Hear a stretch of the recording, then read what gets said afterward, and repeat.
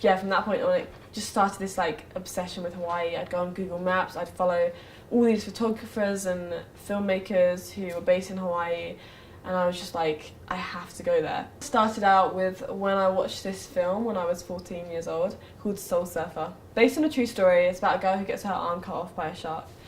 And you'd think that would deter me from going to Hawaii, but it sparked something in me, and I was just like, I have to go there. But at this point I was living in England, so that just seemed like a very far-fetched dream because tickets are crazy expensive. It's like 30-hour plane journey. I was just like, how am I going to do that? But then when I came to BYU, one day I was supposed to be studying for a test with my friend Naomi, and we got alerts on our phone that there were cheap flights to Hawaii for just under $300 round trip.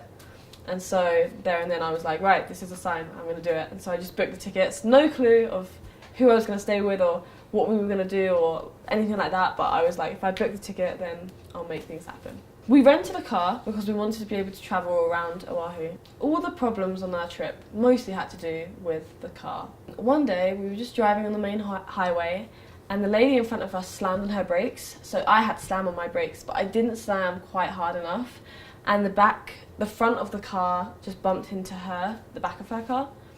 Thankfully it bumped into a hook, so it didn't damage her car, but there was like now a big dent in our car. I wasn't even distracted, like, it was just a lady slammed super hard on her brakes, and I'd only been in the car for like 2 days, so that was the real problem. She told us, she like stormed out of her car and she was like, I was having a terrible day anyway and this is just the cherry on top. And we were just so apologetic. We were just like, I was especially just because I was the one driving. I was just so like, I'm so sorry, this is terrible, like I'm so sorry.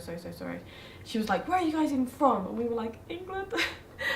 And it was very stressful and I didn't know what to do, and I was kind of shaken up by it because this wasn't my car, this was a rental car. Maybe with my own car I'd be a little more reckless, but not really. But yeah, especially with other people's cars, I'm more careful. So we had this dent in the car, so naturally we turned to YouTube for solutions. And YouTube says that if you pour boiling hot water over a dent and then get a plunger, sometimes the dent comes out. So we went to this little convenience store, bought a plunger and tried getting the dent out of the car. Did not work. So we're just like, great, we're probably just going to have to pay however much it will cost. We returned the rental car. The guy's kind of mad because he's like, oh, this is annoying, but don't worry, it should only be like a few $100s and we'll figure it out when you're back in Utah. This is a similar theme in my life, actually, of terrible things happening, but somehow it working out. And here's how. So I text the guy who we rented the car from, and I'm like, hey, super sorry about what happened. Let me know how much it costs and we can help pay, rather than going through the car insurance. And he was like, okay, well, after looking at it, it should only cost like $200, $300. And I'm like, okay, like, I mean, that's a lot for a student, but like, reasonable, wasn't gonna kill me. 5 minutes later, he's like, oh, just kidding, it'll actually be more like $1,000.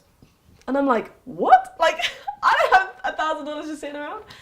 So I was like, okay, well, if it's this much, can you just send me proof of like what's wrong with the car? And he was like, oh, I can't do that right now. And I said, okay. And he was like, I think I'm gonna go through the insurance. Fine, like go through the insurance.